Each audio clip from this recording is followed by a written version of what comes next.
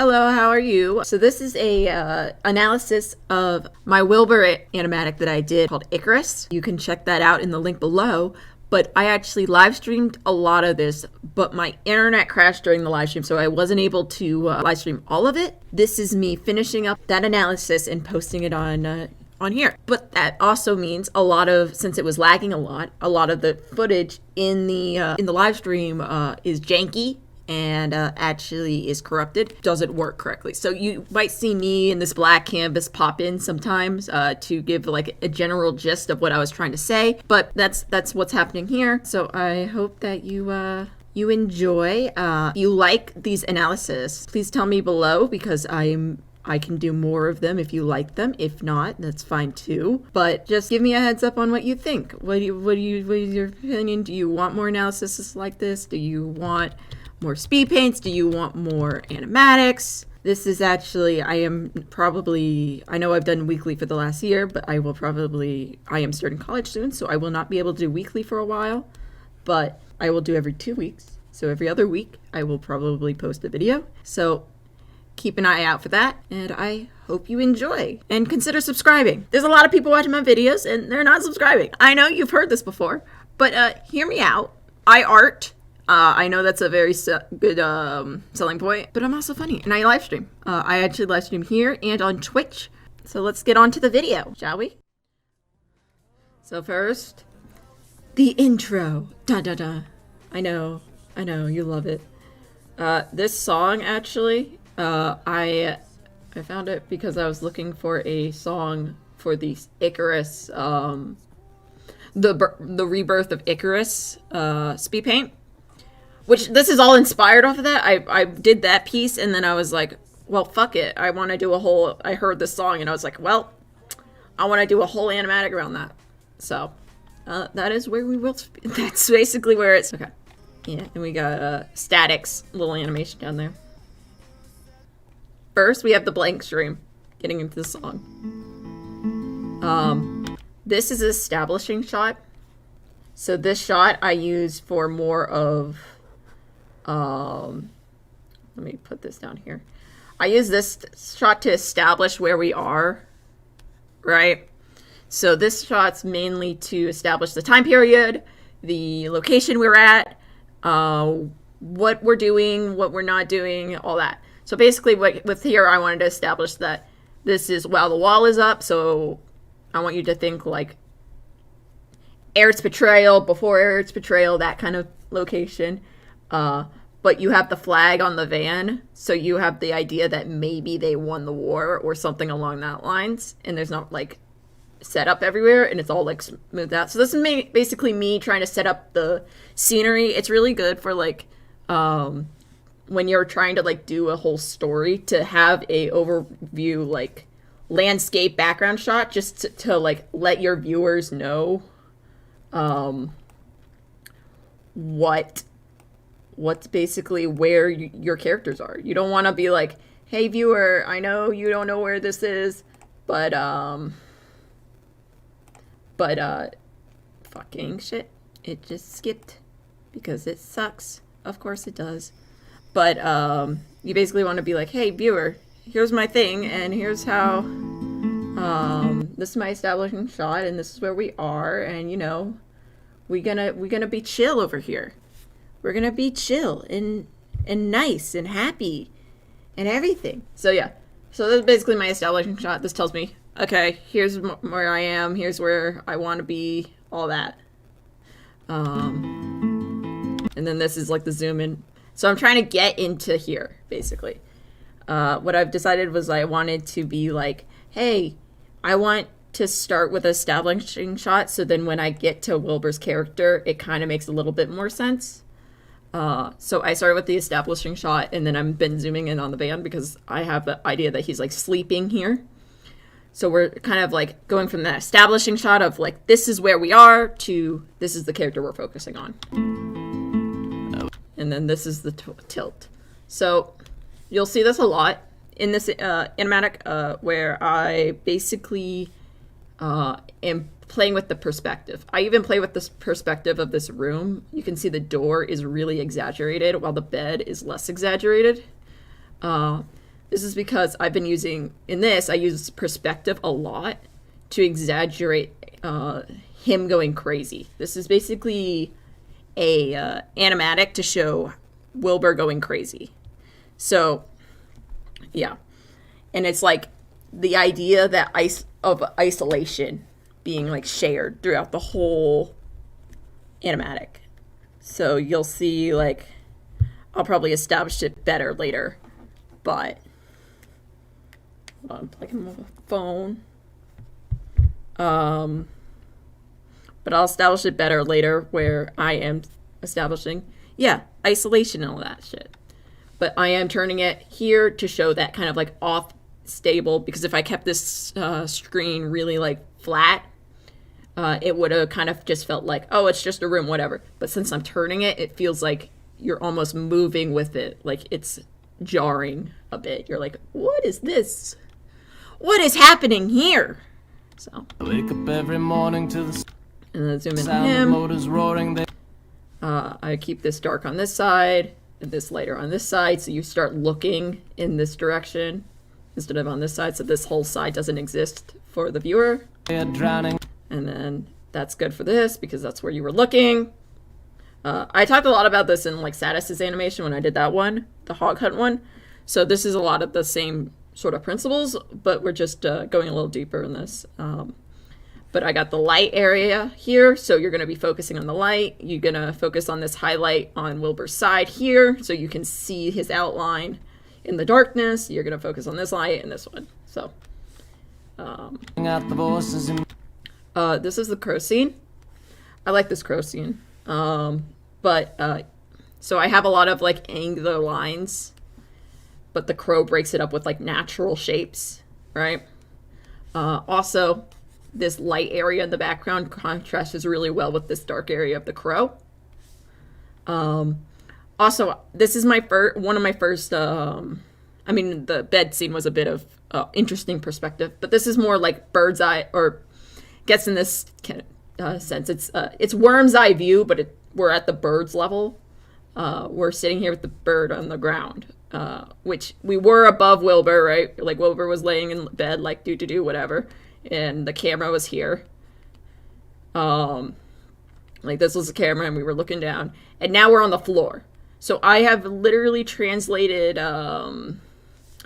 the camera from up above to down low real fast. And then it's going to go back up to Wilbur's height. But that kind of like is a little jarring of location change, but I am focusing on the bird as a character, which the crows are a big character in this animation. So that's important. But yeah, this basically, the bird comes in, and I use the birds in this to show like Phil's watching, like the chat's watching, like the people around him are like, it's all that. So it's more of that kind of stuff where I'm using them as like the, like in the song, they're like the angels are watching. Like the crows are like the pressure around Wilbur. And I use them as like the angels in the song. And it's him looking down just to establish they're looking at each other. I like this scene because this area here completely disappears. There is no detail in this. There is literally no line work in this area. But there is line work here, but it's very minimum. While like all of this area has tons of line work. And I really like that because it kind of just brings your eye this way. I want you to focus here anyways. Also, a lot of these lines are pointing this way, right? And I want you to focus on this door. And this door breaks up that shape. So that's why you focus here. And then he'll sit down, close the door, shut down. I'm sleeping, I can hear the angels. This shot, right? I'm trying to show that he's reading something. And actually, I got this idea from Ethan Becker. He was showing how to, he was storyboarding a show for Dota, I think. And he was like, to show what they're reacting to, he put the the script they were looking down at, like in front of the camera, so you can see their reaction. So I kind of did that here, that kind of same technique. And I brought Wilbur's face here and the crow's face also looking down. So you kind of focus in this area more so because you're trying to look at what they're looking at, but there's nothing there. So you're kind of looking in this general area, I would say. You're looking at their faces, but it's more down here, if anything. I also helped that along by pulling these lines in. You can see up here, which you'll see this a lot. I use this as a sense of unity. These lines, these lines in the corner and like lines in the background to blend different colors together. I use that as unity throughout the whole piece, so then it feels like a consistent piece. So yeah, this is him looking at like Phil being like, "You're doing great, Wilbur. I believe in you," and him being kind of stressed about it, fam. Speaking, but I can't recall us. And then this is where your eye was, and then I'm gonna trick your eye into basically feeling like it moved up, but it's just gonna stay in the center of the screen with this fade. Thing they say.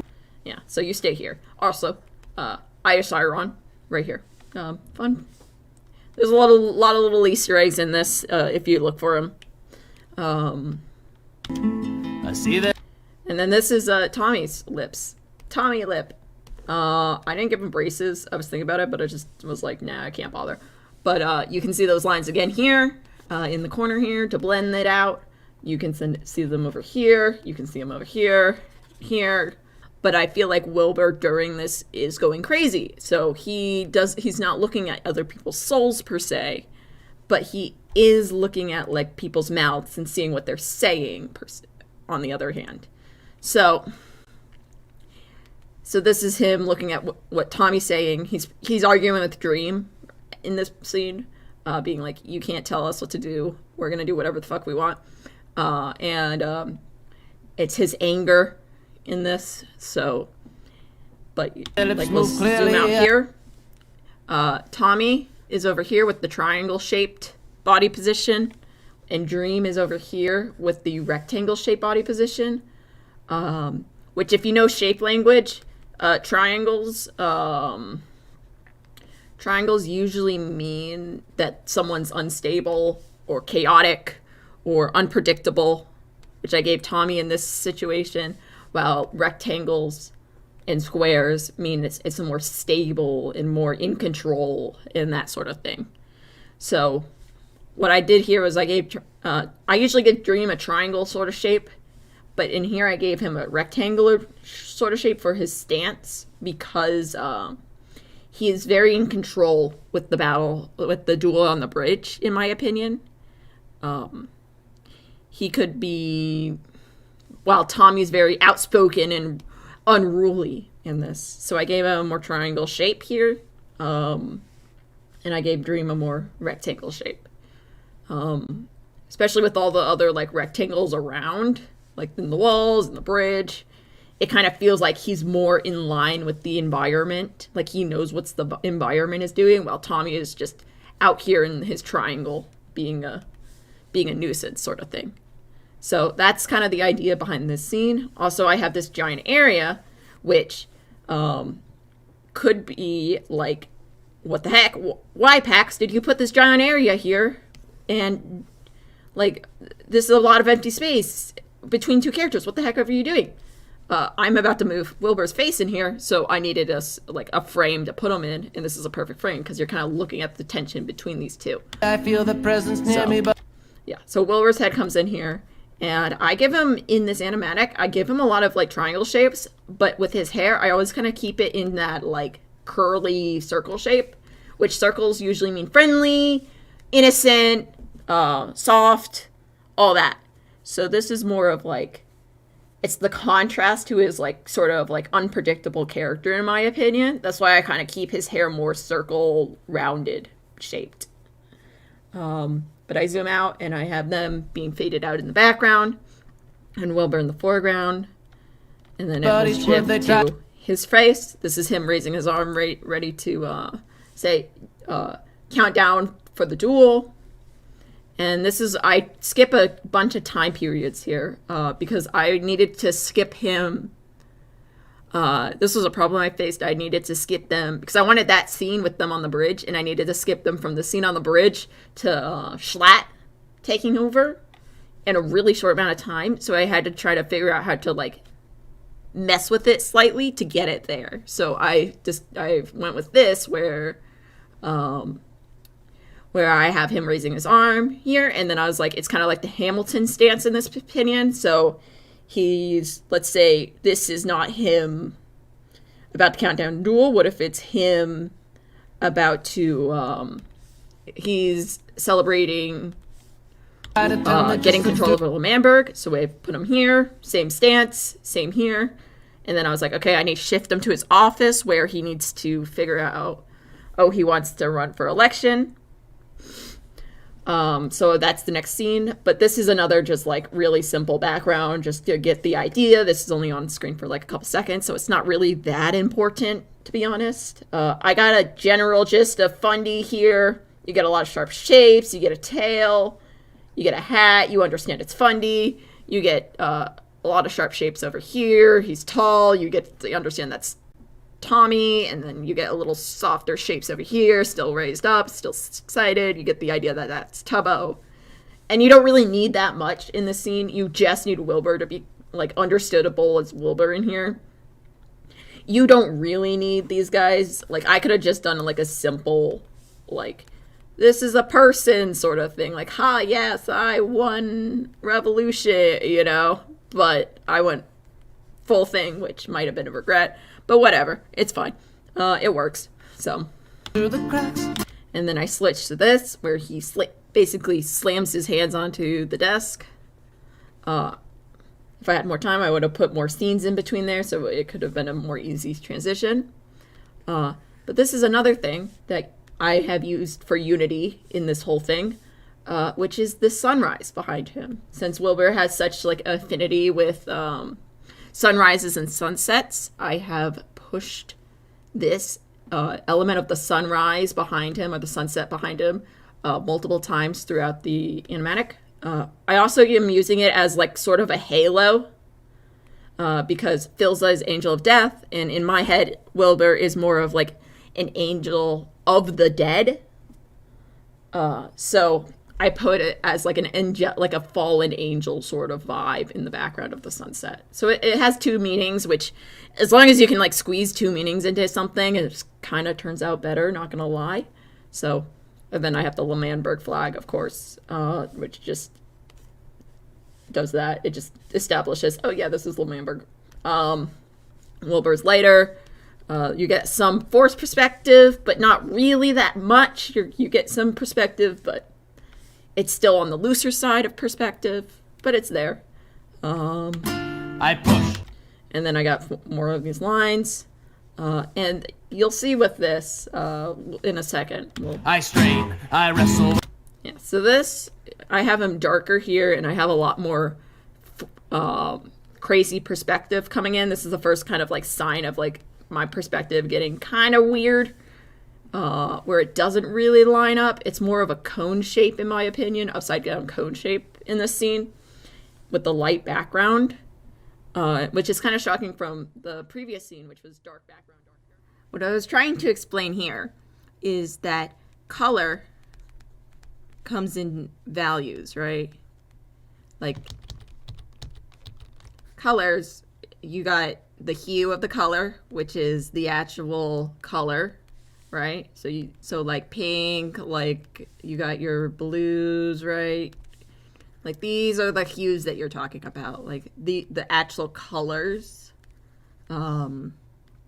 You got your reds, you know. So we have the hues, right? You have all your colors here, and then you also have your intensity, which this is the brightness and like saturation of your colors. So let's take let's say blue here, right? This is high saturated, right? High saturated blue, and then we go down. We can go down. We can less saturated, less saturated, and it can go all the way down to gray, right?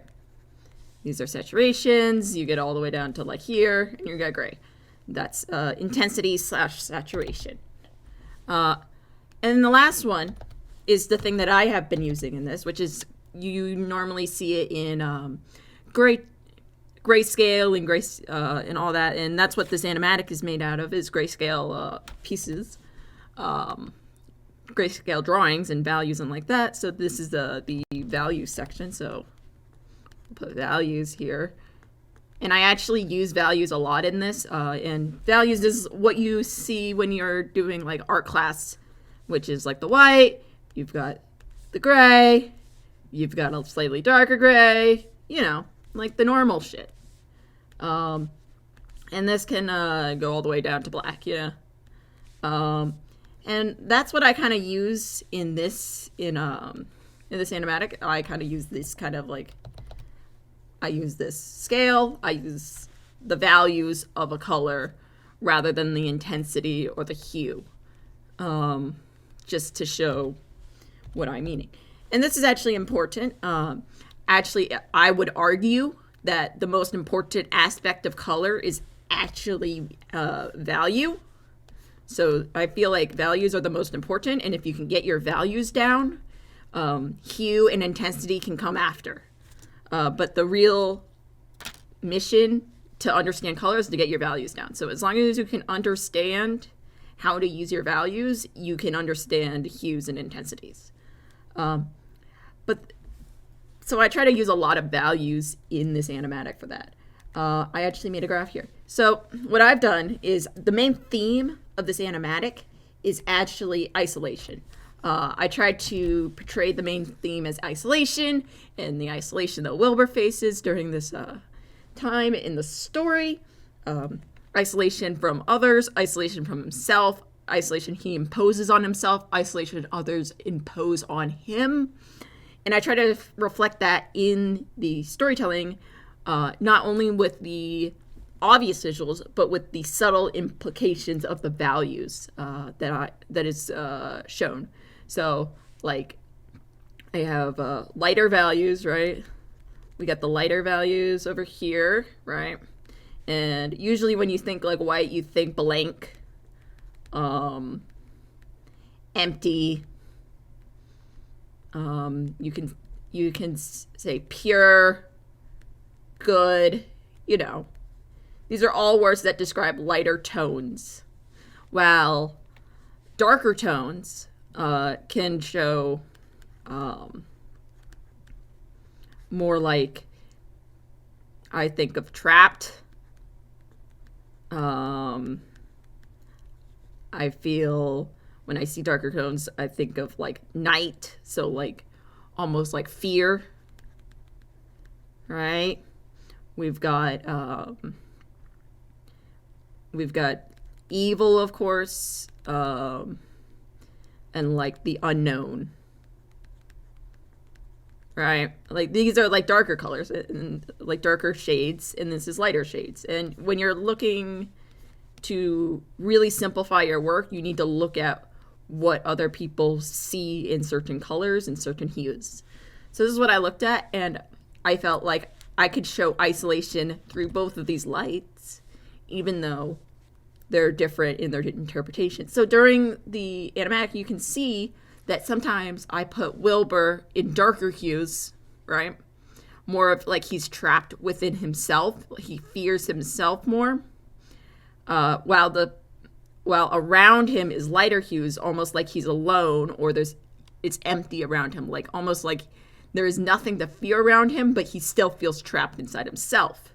So in the scene that I have stopped on, which you will return to in a second, there is lighter around him, and it's supposed to make him feel more like he's in a big empty space, but he's still trapped inside his head. And then later on, you'll see darker backgrounds, which is more of like he's confined to this space, but he's lighter. So he wants to be more open, but he still feels empty and alone and like blank and all that. So during the whole animatic, I switch between both of these sides and move Wilbur across here. So sometimes he's all the way over here, and sometimes he's over here, and sometimes he's over here. I just move whatever I want across this line to give the feeling of isolation that I want to give. So he's in this state being in the crowd of Schlatt's inauguration. So what I did was I made it seem like he was the only one outside while he himself is trapped inside his own mind. So he's very dark in this situation, but around him is very light. So I'll probably point that out a lot coming up too, but that's the gist right here. So here again, he's a darker color. Even his eyes are darker than the background.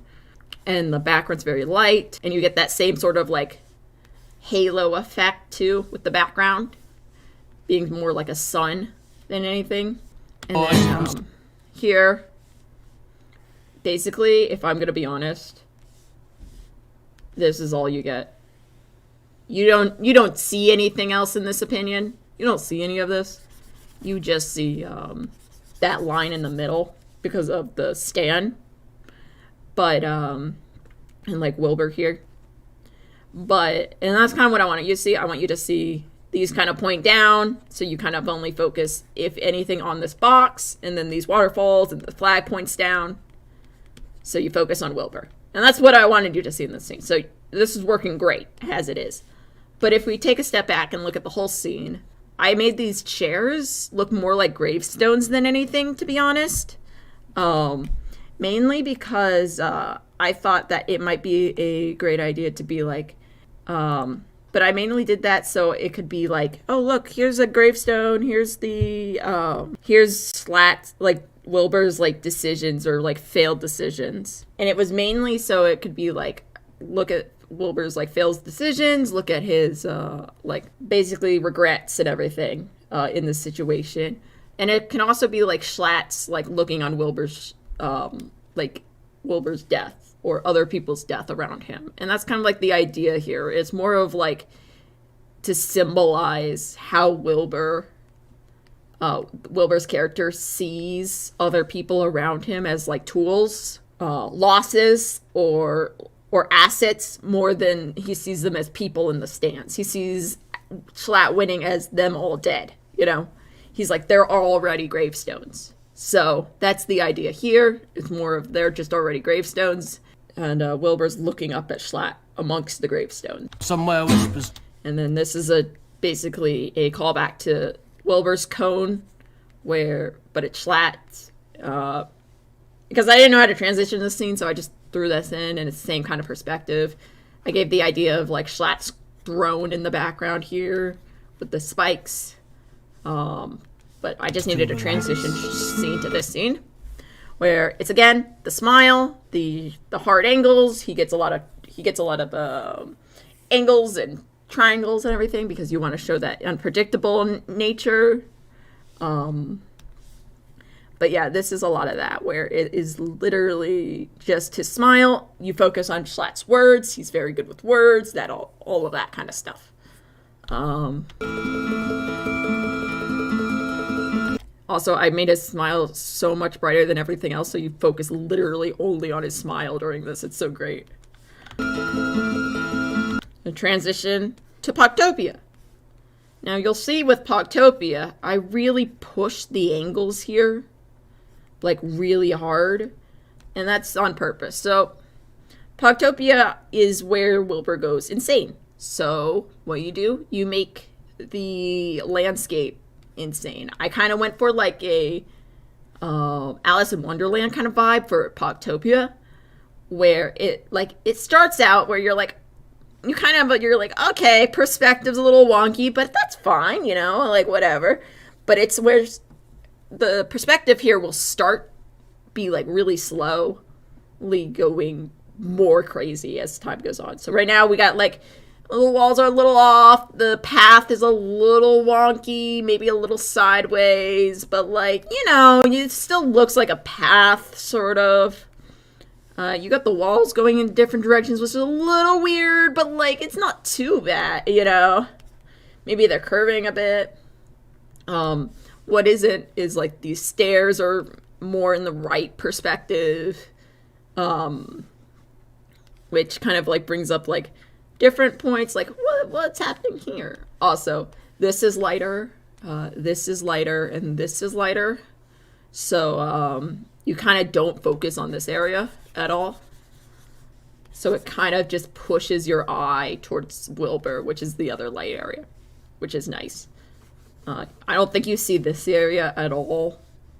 I think it's mostly just like this area that you see during this, which makes your eye go to Wilbur, because that's all where all my lines are pointing. So that's somewhere you can like play with perspective if you really wanted to. Just like, you're like, okay, I want him to seem a little crazy, so let's mess with perspective a bit. Let's make these lines point towards Wilbur, and we'll mess with the floor. It makes sense because he's going crazy, so it's fine, you know? Like, understanding perspective, like, you need to understand perspective before you do this, but once you understand perspective, you can start pushing it in ways to make your story or your picture look more insane, or wherever you want to take it. I'll say a word for sickness. So this scene, I basically used the cave as a frame. So this whole thing is a frame. You don't see any of this.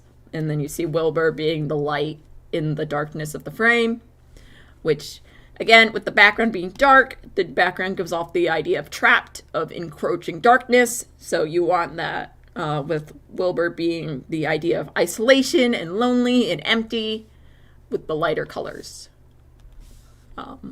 She is my favorite. And I actually, in this scene, I was playing around with how to get him across the page, because that was a big thing. I wanted him to cross the page, and when he crossed the page, Kristen appears behind him, and I was trying to get him across the page. I started him back here, and try to move him this way, and maybe put a different scene here, and put a scene here, but that worked. It really slowed down the scene, and I really just wanted it fast, so I put him kind of in the middle of the page to start off with, giving the illusion that he kind of was already crossing the page by the time this is happening, and then I end it right here, so it's kind of like a jerky thing, but I think it gives a more illusion of he's moving across the page at a quick pace. So Mistress, yes. Yeah, so yeah, he's here. He starts curling in on himself with his hands up there. We got Mumza here, looking over. I gave her even though she's all dark, and that's like the idea in this thing is where all the darkness is like more of like the trapped sort of expression. I gave her a very passive sort of form. Her hands are down, the hardcore heart on her hands, hardcore heart on her shoulders. Bird necklace. She's very passive, kind of looks like a sad look in her eyes, sort of like that kind of stuff. Rounded face, rounded body. All her features are rounded to give off that more friendly vibe, as long as she's like not terrifying. So when you see this, you're supposed to think, look at these angles in Wilbur's outfit, like look how insane this guy looks, rather than this soft, curved figure behind him that just appeared out of nowhere. It gives her a more mysterious look than terrifying look, in my opinion. She knows my body like no other can. This scene, so when I said the crows are watching him and like kind of are like the angels or the like stalkers, so this is that kind of idea where the crows are watching him, reporting back to Filza, or reporting back to Mumza, angel of death or whatever, the death goddess, whatever. But this is another like forced perspective. I'm forcing you looking this way at Wilbur, but I'm also making you look at these crows. Mainly in this scene, you just see this. You don't really see anything else. You see this crow, and that's about it. This crow and Wilbur. You see this crow looking at Wilbur, because you're like, ooh, crow, and then you're like, what is that crow looking like? Oh, he's looking at Wilbur, you know? So that's what's happening here. More weird perspective, because he's kind of going crazy. Also, Wilbur tiny, because he's ant, and he feels like an ant. Don't you love bird's eye view? Oh my god. So yeah, that's what happened. And then crow blink. And we get Wilbur looking at the map. We get Limamber flag here. We get Schlatt's podium here. Get the candles here. lake here, and we get Wilbur being stressed out of his mind here, you know, as you do. My flesh. And then here we got Mumza again. So this is, I basically pinned you off here with the composition, so you don't even have to look at this side of the frame. That's like if you're working on something like this and you can't choose your frame. This is why like dark shapes or different shapes here can like help you, because now instead of all this whole rectangle being my frame, it's only this area is my frame. And even this, like even the smoke under her doesn't really count as my frame. It's basically just a Wilbur here. Right. Even this table's not really there. But she's behind him, more of like looking concerned per se, rather than like terrifying, like kind of looking over your shoulder like, are you sure you're gonna do this? And he's like, he's stressed out of his mind. He doesn't know what's happening. He's all that. We have more like downward lines to give off that feeling is like of like sadness or depression, you know, like that kind of stuff, like these downward lines and the darker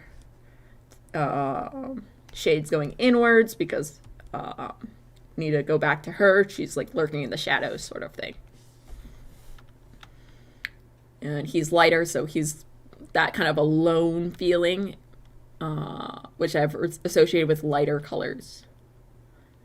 And like trapped feeling being dark. This was a hard scene to do. I had to act this out in front of my mirror for a while. This was really hard to do because I didn't know how like it worked to like move your arm around like that.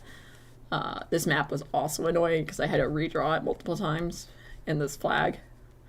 But yeah, that's mainly it. Oh, and the cave thing right here. But you get these lines again over here and over here, which is the unity I was talking about before. Her fingers up. Yeah, and then Wilbur rips around, puts his arm up. I think this could have been done better, but I didn't have time to go back. So. Inside me, oh my God. And then the idea is Mumza turned into a crow. And he kind of go, and when Wilbur saw that, he kind of went passive. He's like, yeah, whatever, okay. But the trick is I gave Mumza a more heart-shaped shadow, even when she was a crow. Because I felt like that would work, and then she's gonna look up. God, oh my God, lady, I'm your man. Here, I basically camera's right here. It's a more interesting view when we get to basically whenever he's singing, it's more focused on Wilbur, but whenever it goes into that more like Body like no other can. when it goes into this more screeching sound, it's the crows I try to focus on. My flesh and spirit keep colliding when her fingers are inside me. Oh my God, lady, I'm your man. Yeah, so that's what's happening there. I kind of focus more on the crows. This is another like weird angle, but I wanted you to focus mainly on Mumza crow right here with the heart shaped. But I needed to point you inwards because this is a big scene. So I have Wilbur here, so we zoomed out from there, and we have all these shadows sort of going in this direction. So you kind of look at Wilbur, and then you look at where Wilbur's looking, which is down here. And you're going to always look at, like, if the whole scene is dark, you're going to look at the lightest area. If the whole scene is light, you're going to look at the darkest area. So I kind of did the flip-flop here, so I made the whole scene dark, did the lightest area, and then in the middle of the lightest area, I put the darkest area. So you kind of are looking for that, like, separation. And even if you get lost here, I got the perspective of the stairs pointing inwards. I've got the crows all looking and pointing inwards as well. The stairs are pointing inwards. Like, we got all of this pointing inwards if you get lost, but the color difference and the shading, the value difference should do it, but if it doesn't, I have everything else pointing in that direction. I would consider this more radial perspective or radial composition, which is basically radial composition is where everything's around a circle. So this is a circle, and then this is one of the things, and it's all going in a circle, you know? This is radial composition. It's around this circle. I need to get this crow here to turn into Mumza up here. like looking over his shoulder. And I didn't know how to transform her from a crow into a goddess.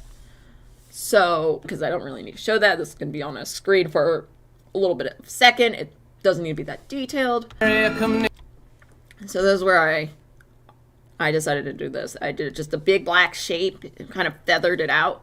And then I gave like a really subtle crow design here. Right here, right? So it sort of looks like a crow is melding into this woman. And we even gave her more of like a wing design up here, and then her hair coming out here, looking him in the face like, are you sure you want to do this sort of look? I gave her white eyes because that will be important later. And then here I have her from behind now, her hands on his shoulder, like, I've got you, fam, but like, if you're gonna go on your own, you do you. And she's gonna push him down here, being like, I can't help you anymore, you know? She's kind of sad here. She's like, I can't help you if you've given up, you know? Long to spend another night under attack. Yeah. So this is her disappearing. She's like, oh, you gave up? So this is more of like a crow-shaped, like, shadow leaving. She's turning back into, like, the shadows and disappearing back to, like, Phil's. So I gave her a more crow-shaped shadow. She leaves off screen that way. And then I dropped him down. And then he's a lot lighter than the shadow that was surrounding him, but the background's light. So it's almost like the trapness of death is like leaving him, but leaving him in isolation. I shake. Those are wings to foreshadow him getting wings later, but right now he doesn't have them, so it's more of like a gift left behind by Mumza. So that's that. These are more wing foreshadowing. So these are kind of like mimicking wings, the shadow right back here. This is more forced perspective. I'm forcing you to look in. It's not like if I was going to do perspective, it'd be straight across, but it's more just inwards. So you look more towards him. I have his head turning away because I thought that'd be interesting, more of like he's shunning the idea, because when you shun, you kind of like turn your head away from whatever you're looking at. So that was kind of the idea here, like he's shunning whatever she's thinking about. And then I feel something. And then this, which honestly, you don't see anything past this at most, you know? You don't see these stairs, you don't see the bottom half of his body, you don't see up here. What you see is this. It's mainly because he's lighter and you've been forced to look at him. He's in the center of the screen. And also this really dark shape back here catches your eye. Right here, catches your eye. In these lines. You don't really see these stairs, I'm going to be honest. But it's nice to like have it all drawn out, so then when you do go to see it, you're like, oh, yeah, right here. Which is actually where I want you to be looking, because I am about to zoom into this spot. You know, I'm about to zoom in here, but so I kind of want you to be like in this area coming in here. Which is what your eye does. So that's great. That works. Releasing. So yeah. So then here, I just give the illusion that Wilbur's still here. I basically copy-pasted and colored it in. And I did more of these lines to make you push your eye more towards the middle. And now you're starting to see a figure. So you're like, oh, what's this? You know? But this is basically just the idea of Wilbur's right there. You get more just geometry. Interesting. I put this line here because I wanted, like, I could have put him just on the ground down here, but I felt like I wanted him above, and then I was like, oh, I could just do, but I kind of like this because it breaks up this shape. It breaks up the shape and makes it more interesting, especially since we're zooming in here. You want to break up the shape. That's why I didn't break up like this shape, because I want your eye just to skip over the shape. But since I broke up this shape, I want your eye to stick here, which it does, so it works. So, I mean, whatever. So, yeah. So this, I'm basically cropping you in here again. I'm trying to crop you in here. You don't even see this. It's great. I gave Techno, even though, like, his actual design has a lot of triangles in it, I gave his stance a lot more, like, it's a lot more square and rectangle. Like, he's stable in this. And then I even gave this crow, which is supposed to be Mumza, over here, more of a stable space. This breaks up the space again, so that's great. But mainly I gave him stable stuff because they're both related to Phil, and we'll actually see in this next scene.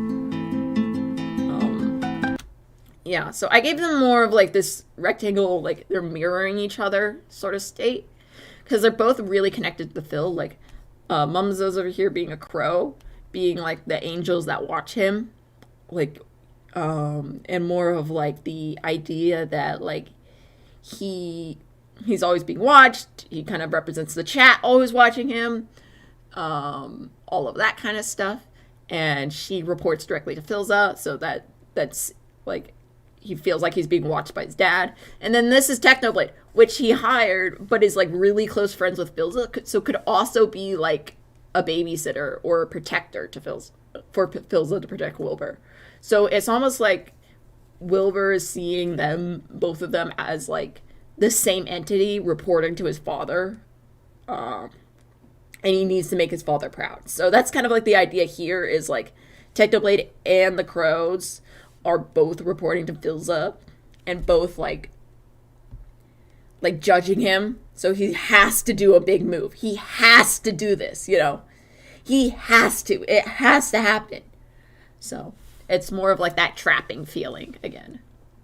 So. Okay. So, but yeah. So here I really like this beat going into these, this scene. This part of the animatic. I really like that beat in the song. So I really wanted to make you feel that beat. And like what I felt when I was doing it, I was like, okay, it's like a stomping, like a walking cycle. So I really wanted to push that like sort of beat. So I do a whole like couple walking cycles onto the beat. And then I do a walking style in the front, like coming forward towards you, sort of to show that like different perspective, right? So like it feels like you're like, it's because he's crazy at this point, so I'm gonna start pushing perspective like crazy, because when you're crazy, you're not really seeing the world correctly. So I'm gonna start pushing the weird angles and pushing the weird perspectives, and maybe not everything's exactly right, and that's kind of like the point of it, is like I'm pushing that crazy element so you feel crazy while watching this. That's why the beats here like boom boom boom boom boom boom, so you can start feeling that energy. This I put him really against a really dark background, where back here like he's on the other side of this door, but it's so light over here, like this is like empty. He feels empty through here. And he feels empty there, but around him is the darkest areas, so he's like trapped in there. The walls inside this maze. And then this is where the real crazy perspective. Like this is all just not correct perspective, but it works for what I want to achieve. Like these are the stairs that goes up, right? And that's the ledge that Techno was standing on before. Like I'm just pushing this perspective at this point, trying to like make you feel like you're Wilbur, and like the whole thing is like not the whole, you've been in this mine, this ravine for too long, and you've started going crazy in it, and you feel like the walls are bending around you. That's kind of what I wanted to feel here. I've never been too good. This is so this is another sun motif, right? You got the sun up here being chill, and you've got the bird down here, but there's not much with this. I did a above bird angle, and there's the sun, so that's great. Good at this damn kind of thing. And then I drop down to the ground. So it's a very sharp change from like a top to the very bottom, and I really wanted to like show those big transitions here, because I feel like that's Wilbur's mental state at the moment too. So he lands, and you see the bottom of Wilbur's shoe instead of the top of his head. And even here, you're down below Wilbur here, you're looking up at him, which is not like straight on, like you would expect straight on, but it's not. Also here, I have these rock shapes that kind of mimic wings, It was supposed to be a nod, like a foreshadowing thing to the wings that he has. So I have him have full wings here. And then in the next thing with Wilbur, you'll see them. So here, you can see that skewed perspective again. It's skewed weirdly this time again. You get the stairs there, you get the things here. Very just not right. I have these birds with the light, so you kind of focus on this area. And then the really bright eyes. These are supposed to be like Mumsa looking at him through a crow's eyes. Like, she's like, what are you doing, fam? What are you doing? Stop! Almost like they're skeletal or broken wings. Hint, hint, nudge, nudge. I may or may not be giving him skeletal wings. Hint, hint, nudge, nudge. So this is that kind of idea where, like, he has wings still here, but they're broken. He's, like, rejected his father, and he's rejected help, and he's rejected everything around him. He thinks it's worthless, and he's a villain. So he has broken wings now. Sort of idea there. Pacing, but he's smart. I've gotten a couple questions about this. This is one image. This is one layer. This is layer 1, right? Layer 1. Layer 2. This layer. I just blurred layer 2 in this image. In the next image, I blurred layer 1. And just didn't blur layer 2 and moved layer 2 like up a bit. But yeah, it's shit. But you focus on him over here because he's not blurred. Your eye wants to focus on something that's not blurry, so I focused on Wilbur here. He's been building a fan. And then here, I moved this scene slightly up and then blurred this one. I actually put his arms out, kind of like he's spreading his own wings. But yeah, I do this here. And the letter's really light, so you focus on the letter immediately when it comes into focus. I wrote, I realized I didn't need to write the whole letter, right? So, oh my God, it's gonna do that every time. I didn't mean to click on that. Just pacing, but he's smart. But, yeah, so. Building a fantastic.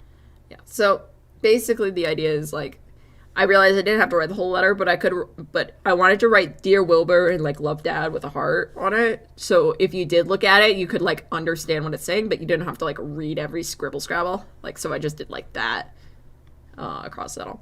I did, for Easter eggs, I did put this picture of Philza at Atlantis here and wrote Atlantis down here. So, like, that's the dragon skull and the ender dragon and everything over there. There's the hardcore heart and the feather. So that's fun. Fantastic set of wings. And like that. This is actually the golden spiral, which a lot of people use. It's just a simple composition trick. Nothing crazy about it. Darker up here and then really light up here, so you're looking up there. Wilbur's also in line with the perspective. But yeah, that's golden spiral. It's just if you look up golden spiral, you'll find it. It's really simple. It's just a spiral that goes up. And then it basically takes this and then, like, rotate it, flips it, and then you get the next image, same thing. I just flipped the spiral. So, and this is dark down here and light up here, and Wilbur's light here. So, and it's basically the idea that he's climbing the staircase. And he's, like, escaping the darkness, like escaping the trap into what he thinks is, like, hope or salvation or something. So he's like escaping the trap. That's what he's feeling. And that's kind of what I wanted to represent. Behind me, but I go. And even this, like, I have the darkness here and the darkness here, but the light's here. So he's, like, escaping wherever to the sun or to the wherever they are. Too high the sun. And then here he just basically enters another trap room. But what's different about this room is the button here is really light, right? So it's the light. So that's more of, like, the freedom sort of sense, like getting out of the darkness. Look, here's my answer. This button is the light. So let me push this button. That's kind of like the idea I was giving off, like more of like, this is freedom. This button, freedom. Freedom button. There's nothing through the wax. So yeah, again, the button's lighter than everything else that you've seen so far, so that's interesting. And then he's lighter than the background, and we're gonna see it break in a sec. So yeah, the background breaks, is very light. You have that same crescent sun style here. It very just like, yep, works, good job. And that's yeah. So it's basically the side of freedom, like, I'm free, look at me, I got my sunrise behind me, everything's great, I'm breaking through the shells, but in the next scene, I show him being like, he's still isolated. Like, yeah, he got to the light, but he's still isolated in the light. Like, he escaped the trap, but that's not, he's still isolated. He was isolated in the trap, and he's isolated in the space outside of it. There's no escape for him now. He's isolated in the emptiness, and he's isolated in the trap. And he realizes that in this scene. So. And this is where he's looking down. I got the feathers in. I originally had this scene without the feathers, but then I realized that I needed something to unite Phil with the crows for people that didn't know. So I had to add the feathers to kind of like symbolize, like, oh, this guy has something to do with the crows, sort of thing. And then he looks up. I have him lighted from behind because this is where the light's coming from. Just simple stuff. Unity up there, feathers again. Feathers again. And then I got Phil with his giant wings. So it's kind of like he just escaped the light, like the emptiness of the light, and he's realized how empty it is. And Phil comes in with his dark color palette, being like, he's gonna, like, almost I feel myself ready. Even in this scene, like, I have his wings coming forward to almost trap Wilbur again, which the darkness is trapping him. So that's kind of like the idea here, is like the darkness here is trapping him, so they're gonna be looking at him like to trap him. He escaped to the light, to what he thought was like goodness and everything, but he just ended up back in the darkness, back in the trap, because he didn't want that isolation of like emptiness and everything. Even though like the sword here I have being really lighter, so I'm like basically freeing him from the trap here, but he's still going into like the light. I don't know, thought it was interesting. And then it gets dark, so sound effects. I did a sound effect. Bum ba dum ba dum. This is the pick-me-up after my stream crash. We are a little less than halfway through, but we are there. And we're going to do this. Ready? So this scene, I chose to keep Wilbur in the center of the screen because I felt like that was important for this. Also, this is Limbo, but I wanted to make it definitely different than all the other scenes that are in the main world. So you'll see me do like this gradient on the side, but I don't really do that much of like the line work on this side, or even like the gradient as much, because I kind of want to have that open, empty feel. I really want this empty feel where the only thing that is dark enough to be like trapping are these people and these figures, like spirits. Also, I put a layer filter on top of it to make it more pink to kind of match my City Gave Me Asthma vibes.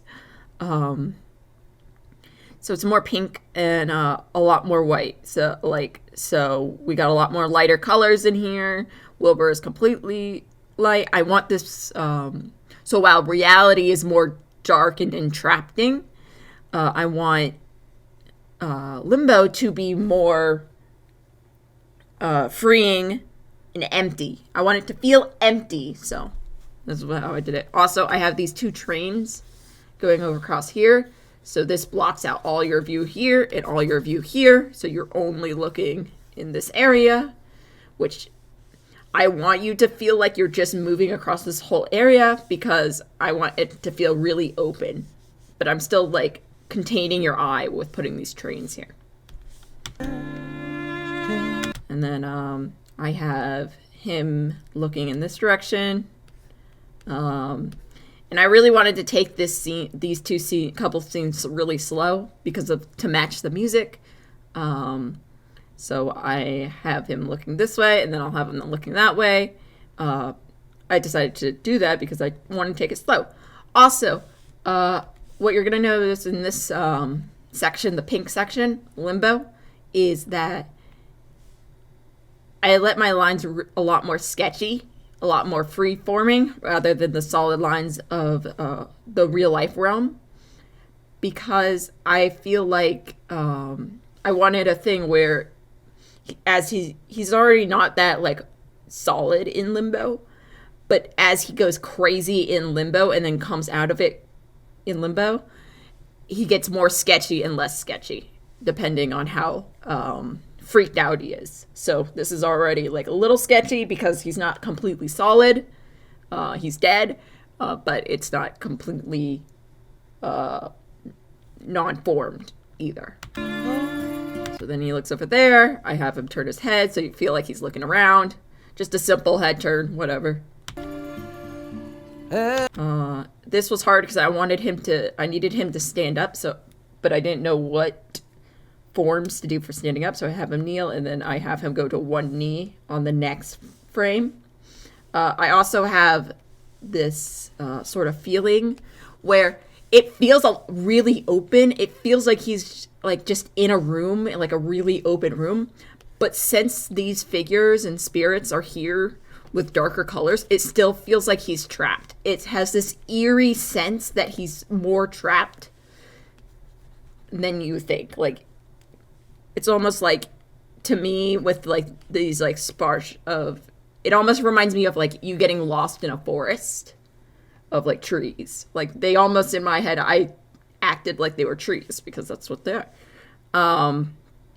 Where you're surrounded by trees, there's nowhere to go, really. You have to weep around them, and that's kind of what I feel like I acted like. I just placed them as trees and then just gave them like weird looking heads. So yeah, so then I zoom in, I put him on a knee up so I can show that upward motion. So then the next scene isn't too jarring. I don't even bother putting a face here. I think you understand his expression. I don't think you need a face, and I wanted it to stay really sketchy, so I left it there. I also kept him in his Pogtopia outfit. That was a decision I wasn't sure about, really, but I kept him in his Pogtopia outfit because he died in that. But he, and also I really wanted this cape thing. I don't know what it is in his skin, but I really like this cape thing. It's very good for like expressions and using it as expressions or outlines. And you'll see me use it later on. It's very nice, so I just kept that so I could use it in this Limbo. But this is him going up to this spirit, this entity, and being like, "Hey, can you help me?" One guess, it does not. This was a scene I really liked. I like the idea that you're going to be looking through him in a second, and he swipes across this way. So I try to give that sense of motion with the hand coming this way and the gas or the other entity moving this way and fading out of existence. I also, here's the same circle design, the same halo sort of sun design in the background here. So yeah, we have it. And then here he looks down at his hands, and it's dispersing, right? It keeps you looking here. He doesn't have to change, but there is motion, so that's very nice. I really like this face. It looks like, this is like he's thinking, oh fuck. Like, this is the oh fucked face. He kind of is like squeezing the smoke, like, did it really just disappear in my hands? I even, here I have this kind of like, from the circle, it's kind of going into a triangle shape, which helps me focus on Wilbur here. So really what you see in this situation is you don't even see this or here. You mainly just see Wilbur in this situation, and I would say with even the smoke, it kind of gets cut off like this. And your eye is naturally drawn to the face, so you want to stay in this general area. And I really like this frame. And then he looks over, because I need him to get over here. So I have him look over. I have him turn. Here's this train. So in this, I wanted to show the objective instead of the character. So I established that he was looking in this direction. So what happened was you can't have a character look in a direction and not put something there in the next scene. Because if I put it on the other side, you would have been like, what the fuck happened? But since he was looking this way, I can put a train over here, and you could be like, oh, he was looking here. Great. Also, with this, I kept this really light, so then the door would be your main focus, and also Wilbur's eyesight is going there. To help if you got lost, I kept the path to the door very light, and everything else is fading to darker colors. And I kept these guys, the spirits, pointing towards the door. Even this guy, even though he's not technically pointing towards the door, his back, which is the only thing you see, is like cutting you off from this side of the screen. So this is very nice. And I really like it. Also, the doors, it's like we have the windows here, which are like a pattern, but this doors getting pushed open is like is disturbing the pattern. So you're like, because your brain wants to see patterns and wants to see like objects. So what you do as an artist to make someone focus on something that you want them to focus on is you disturb the pattern, because your eye is naturally gonna find something that's wrong with your piece rather than what's right. So if you can use that to your advantage, like I have a pattern of windows, I threw a door in there, your eye is gonna be like, what's this thing? And that's why you look at it. I like this because I needed to show him moving in that direction, and I didn't want to show another like normal view, so I went down to worm's eye view to kind of show that, like, pushing that perspective again. I told you this would be a lot about perspectives and everything, so this is more pushing the perspective again, and also helps me show that he is gonna be moving in this direction.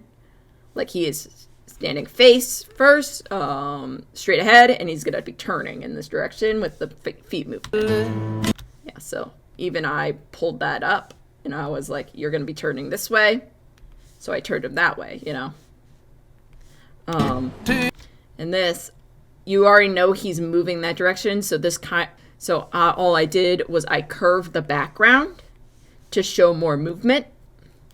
I curved the background, and this is a lot of perspective in Limbo, is I basically just curve all the backgrounds to show more of movement inwards towards Wilbur.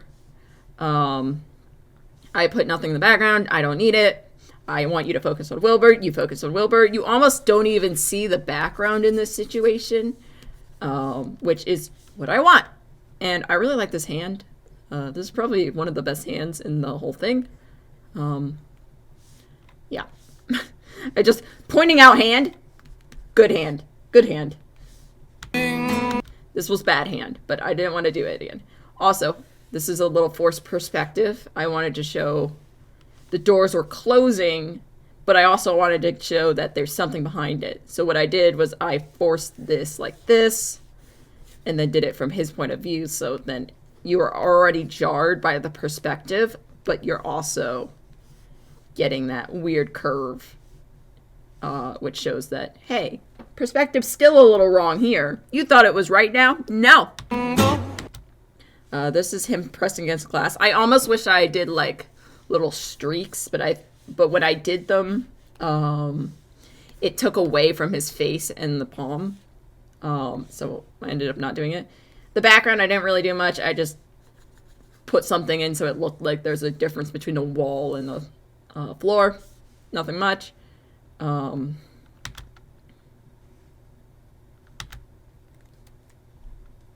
Yes.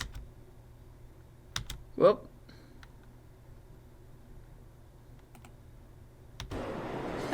And then here, I took that same curve for the door closing, but I applied it to the whole train and kind of just made it all coming out from this point and just curving outwards. I wanted the train to take up the whole frame, but I wanted it also to feel dynamic. And also, I'm going to be moving the train in a scene, so I wanted to make sure that like movement was already in frame. So that's why I did the curve, because if I just did a straight line, it would have been a little hard to tell that the train was moving. So I curved the train, and also it gives me that kind of off perspective again that I really want. And also this is the back of Wilbur, so.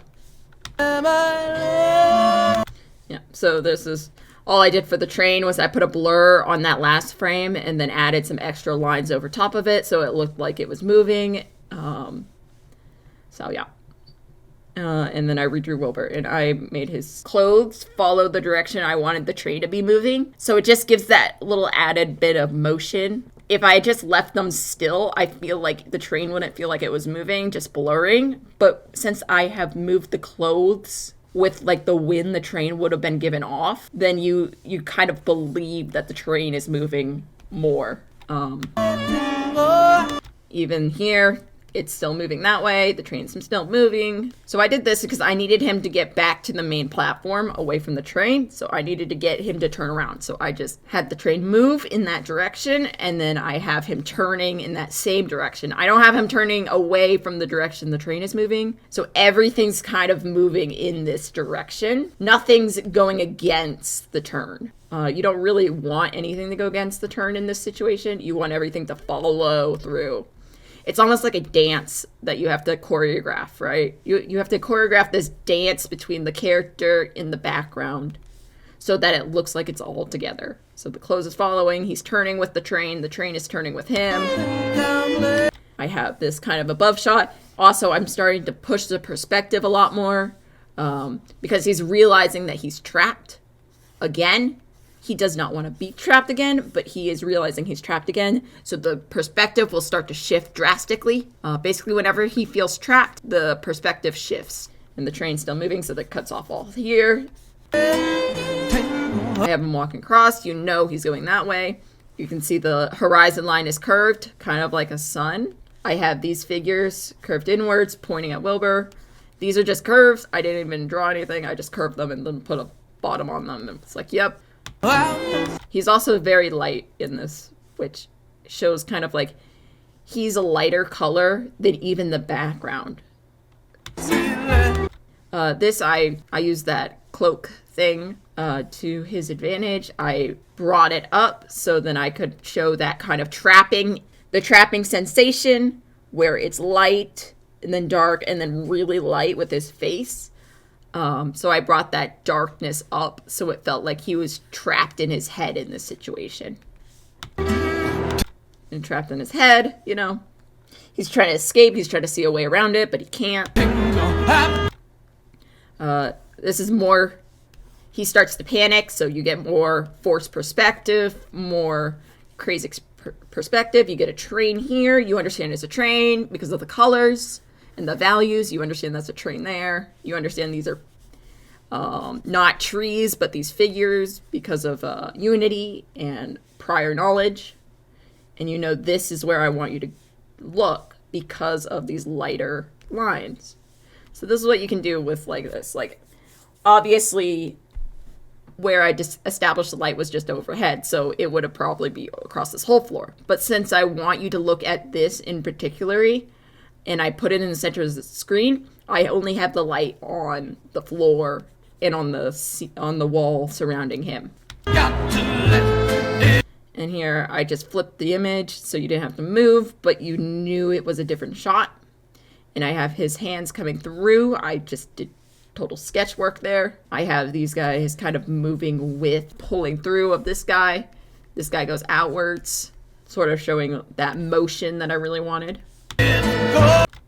He grabs it. I pull these guys outwards. I pull this guy out. It gives that kind of sun effect in the background. It's the light destroying the darkness, but is it really destroying the darkness? It's basically the feeling of trapped being destroyed by the light. Like when he blew up L'Manberg. it's the same thing where he destroyed the cage, but he didn't realize that that didn't mean it wasn't still in isolation. He's free from the cage, like he's free from life, but he is still trapped in his head, in this blank area, in this empty space. He's still trapped there. And that's kind of what I'm trying to show here is this. He's trying to get rid of the trap. He's trying to get rid of his confine. Doesn't understand yet that it is his brain. It is his mental state. And here I have his hands pulling apart, being like, what the fuck? Here, again, this is more sketchy. I didn't put as many details because his mental state is collapsing in limbo, and we don't need that. Also, I brought the horizon line all the way up, forcing that weird perspective, just to show his craziness and how he's dissolving. This is the same sound that the crows were using before, but I just transferred the crows into these figures laughing through the window at him, because in my head, all these figures can get on the train, but he can't, so he is left alone. And the idea of, yeah, you might be alone and isolated, or you might be surrounded and isolated. But you're still isolated. So I had them on the train, no one around him in this scene. I had an idea where basically he's doing this every day for 13 years. He doesn't know what time period it is. So it's different points of the day in my head. So yeah, I put more weird perspective. I put more cones. So I just drew a cone here and then put a head on top of it. I dragged the trains back, put some windows on it so you get the idea. And I'm starting to use this pattern right here. I'm trying to make it look more like wings, and you'll see that actually become wings in a second. But no facial features. He doesn't have any. It doesn't matter. He's losing his mind. You don't really care about that when you're losing your mind. I'm forcing the perspective down. Here, I have the figures up here. They're looking down at him like the ants, kind of like the crows were before. So he's feeling the same feeling he did in Pogtopia. And it's that same sort of, I'm trapped, I'm surrounded. I even forced the trains here. So here's the trains again in the background. But it's this weird forced perspective. It's this weird perspective. I'm literally just pulling out all the stops for these scenes. Here, I made his eyes bleed. This was more because I wanted to show that he's not happy in this situation. And also, the darkness in his eyes, he's trapped in his head and he's trying to, cry. He's crying the darkness out of his eyes. These are the only eyes I really put in the animatic that are important, mainly because windows into the soul, right? And the soul is trapped in darkness, just like his body is trapped in loneliness. Yep, so here's some more wing designs. I just pulled his hair up for this too, just to give that more just flowy attitude. I just literally did trees again for them. This, I put the wings more. I pulled all this in. I put all these lines for the blending lines pointing inwards so you wouldn't get lost, because this is really fast, these couple scenes. So they're all pointing towards him. This is where I really used it. I used the code of wings. In my headcanon, Wilbur is the angel of the dead. Like, these are the dead, right? And he is angel of the dead, while Filza is angel of death. I really wanted to accentuate that he's living amongst the dead. I really just pulled out his coat to be more of a dress-like shape too. Perspective isn't as extreme. It is still curving, like the trains are going sideways at some points, but it's more like he's starting to accept his place in here more. In here. So these scenes, I really wanted to turn him in this. I really wanted to turn him all the way around. But I couldn't figure out, it didn't feel chaotic enough. So I put alternate scenes, alternate versions of it in between it. And this is mainly, I think of it as his outside appearance, right? And then, let's see. And then all the black screens, I think of as more of the phases of grief. So this is anger, And this is him turning. He doesn't have a face. He's passive here. This is sadness. This is him face on. We still can't see his face. This is denial. I think, yeah. This is acceptance. And actually, this scene, the only thing I can think about this scene is the music I was listening to during when I drew this scene, which was actually The World Was Wide Enough, the last song in Hamilton. So Aaron Burr singing The World Was Wide Enough for Hamilton and Me. That's what I was listening to when I drew this scene. So that's the only thing I can think of when I see this. So that's kind of the vibe I was going for, of like this sort of like regret. And then it goes back to him, which this is more of just Wilbur. And then this is a little hard to understand, and I was watching it and I was like, it just doesn't make sense, but I didn't know what to put here. This is him kneeling because I was gonna phase it up. Like if this was an natural animation, I would have had the camera down here, and I would phase the camera up to the next scene. But it's really hard to understand in this, but it's supposed to be him kneeling. It would have probably been easier to understand if his coat wasn't covering his legs, but I like long coats, so whatever. See, so it would have panned up to him screaming. And this is finally when the lines come back in. And they weren't in for the whole thing, but now as this part is ending, we get the lines back in. We get the chaos in the lot in his drawing. We get a laugh. And this is actually the same scene from the start. I really wanted to start it off with a drawing and then end it with the same drawing. So this is the same drawing from the start of the scene, mainly to show that it's just a loop. He is in this time loop that's going for 13 years of just chaos and madness and isolation. And that's kind of what I was trying to represent with this whole sequence. Cut off. And then we have him revived. I was actually debating doing Phil's new L'Manberg for this or the glass L'Manberg, but I ended up just doing the glass. But we have the sunrise in the background, the bee hut in here. We have my Speedpaint, their execution. This is the execution anvil drop that Techno died at right here on this rock. So I left some of the terrain that Phil did, but I put the glass back on it for this scene. And then this is Wilbur's shrine. And you can see it's a light being empty. L'Manberg is empty at this point. It is not full, it is empty. So.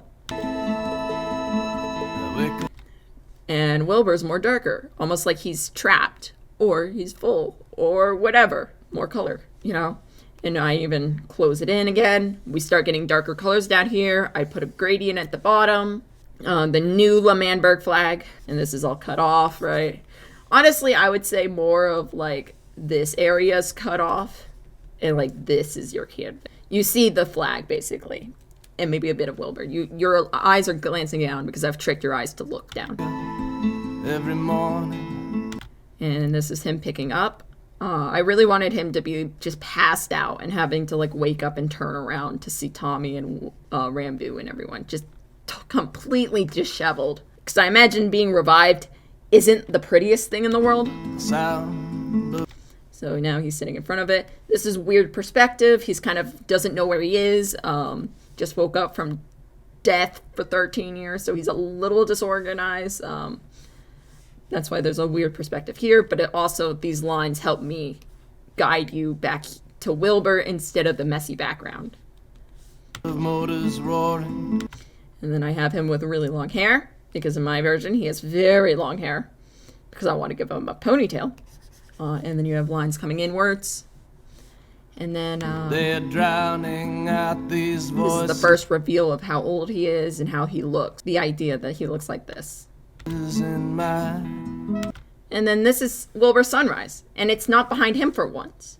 It's actually behind Tommy and Tubbo and Friend and Rambu. And I have Tommy have a mad expression. Tubbo gives like a more resigned expression, like, I can't believe we're doing this again. Rambu has a more saddened expression. And Friend is just chilling there, don't mind him. But I even forced the perspective inwards towards Tommy in this. Tommy's actually crying, and he's mad. He doesn't want to accept that Wilbur's alive. And I really wanted to show that kind of like, there's this lighter area in the background, but the people around Wilbur kind of match the figures in the Limbo, that sort of trapped feeling. So they might be hit with this like loneliness feeling, but they're still trapping him to a narrative. This is where my Wilbur apologist side comes through, if you haven't learned already. This was really nice to do. I really like doing this background. So lighter values, so it's a lot more isolating, blank, which I would describe the Antarctic, I was gonna say empire, Antarctic commune as very just empty of others. Also, this is a trick I did with the snow. I didn't do it all white because snow, if you don't know, isn't all white. It's a lot of colors, and it's actually not. But I was working in black and white, so I did patches of white, and I think it gives a better illusion of snow. I also have this really dark figure, which your eye focuses on, since the houses. I did break up this backspace, and that's the same principle as I did before in Pogtopia with Techno, and the bird was I took this big space, white space, and then I broke it up with two darker houses, right? And then I have this lighter area up here, and I put a dark figure against it. And then I have a lighter area down here. So your eye is immediately drawn to this interesting thing that probably shouldn't exist. In your brain saying, yep, nothing over here. What's this? This is interesting. This is breaking up a space. So if you ever want to be like interesting, put like the values as different and break up the space with the values. And then I have Wilbur here. The first time we see him revived and actually looking good.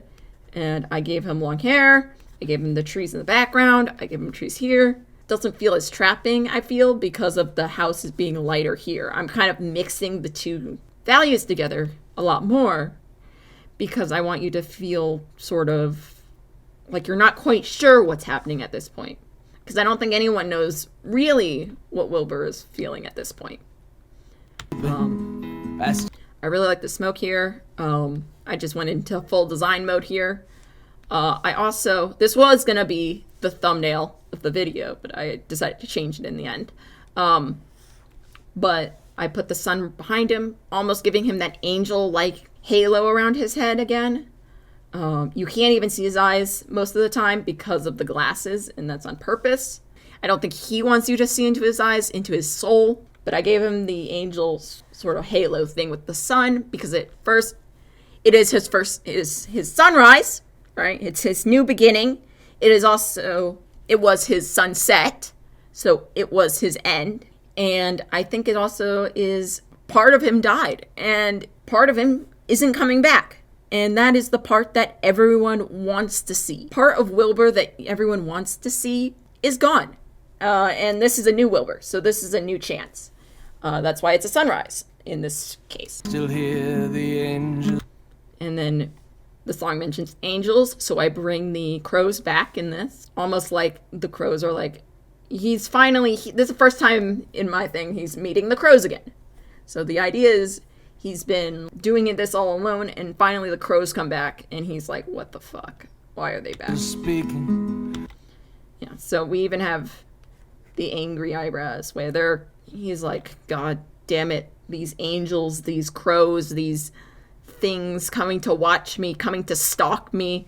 They're darker like the figures. Wilbur in this sense is feeling like the crows are coming to trap him again, to contain him, to just watch him, like back in Pogtopia. So that's kind of like the idea here. Also, Easter egg. This crow, this one with the chain around their wing, is actually one of my viewers because I wanted a crow design that wasn't like outlandish crow design that I could show simply and just give them a little cameo. So this is Zell. And if you're in our my live streams at any time, you'll probably see Zell in the live stream. Yeah, they get a little crow cameo, and this is whoever you want it to be. But I can't recall.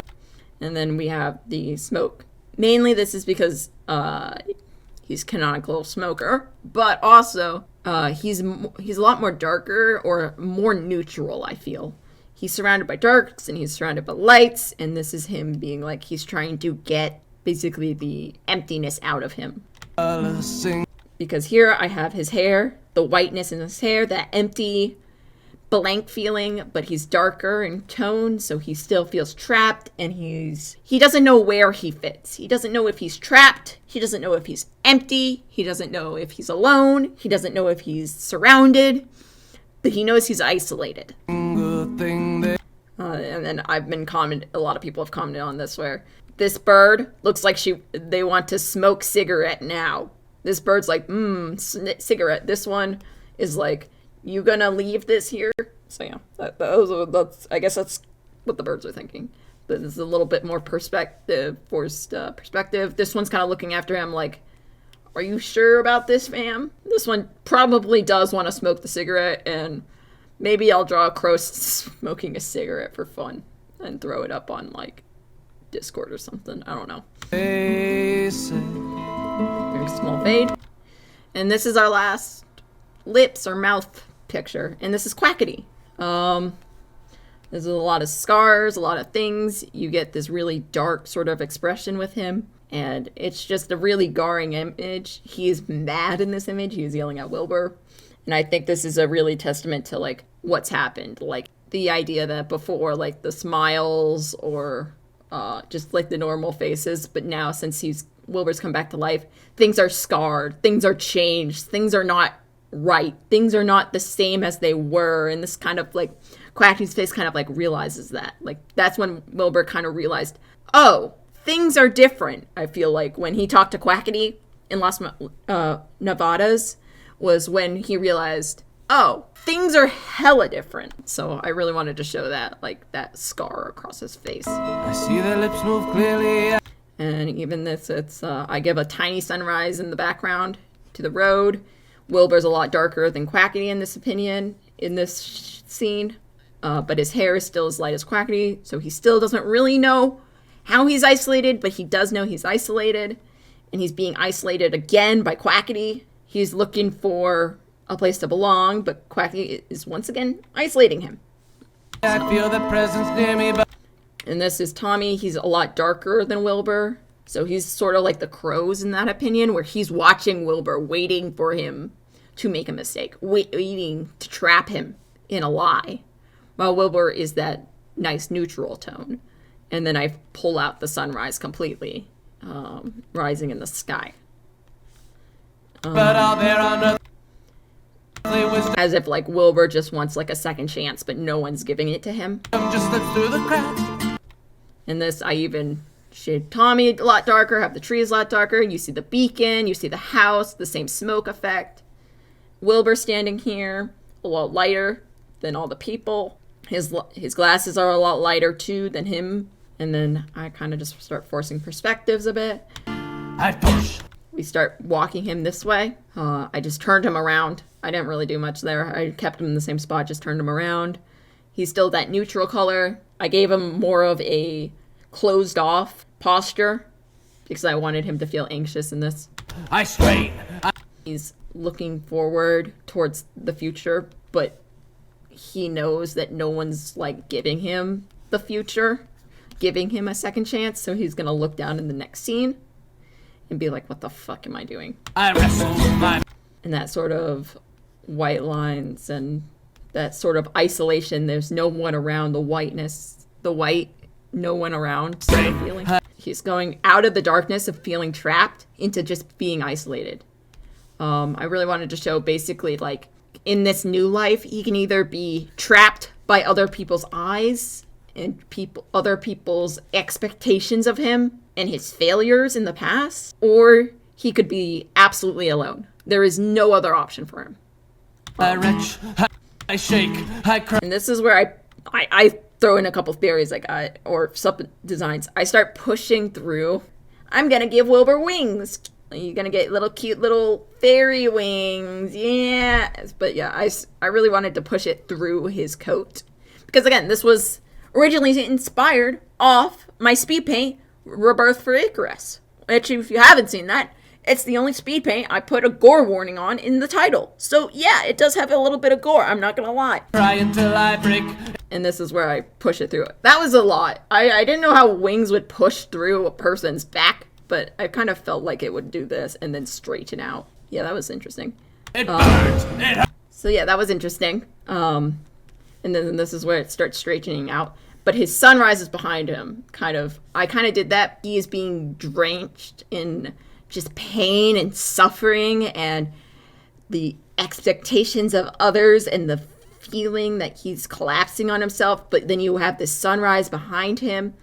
The feeling that like you're being trapped by your destiny, but you're also being freed from everything. Because people say like wings like mean freedom. But in this case, since he doesn't have feathers on his wings and they're skeletal wings, they're more just liabilities or chains to the earth, chains to a fate. And this, I needed to get to his face, so I needed to pick a scene for that. So I just pulled the wing up and then I also really wanted to give the idea that he was trapped in his wings, so I try to make the wings as much like jail cell bars as possible, trying to only look at him through his wings to feel like he's trapped behind them. He's trapped behind these people would think were monstrous wings of a monster, wings of something deformed, wings of something not right, something dead, sort of thing.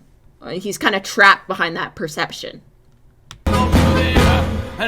And even this, I really like this scene. This was also almost a thumbnail image where it had the light up here, light and then darkness on the bottom. He's trapped in the middle. He doesn't know how to get out of the middle. You have the sunrise in the background.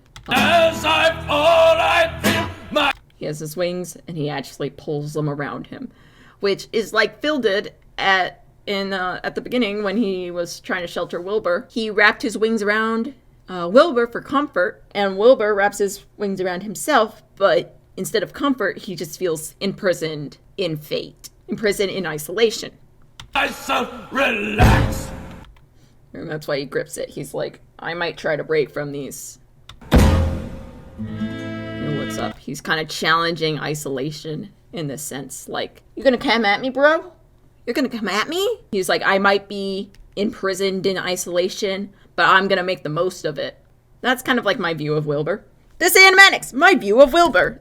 I may be a Wilbur apologist, according to some people's views. And then the end. Yeah, so this is the speed paint that I was talking about. If you want to go check it out, I highly recommend it. This is the speed paint. This is basically all inspired off of, so that's very cool to check out. Consider subscribing. That's a thing you can do.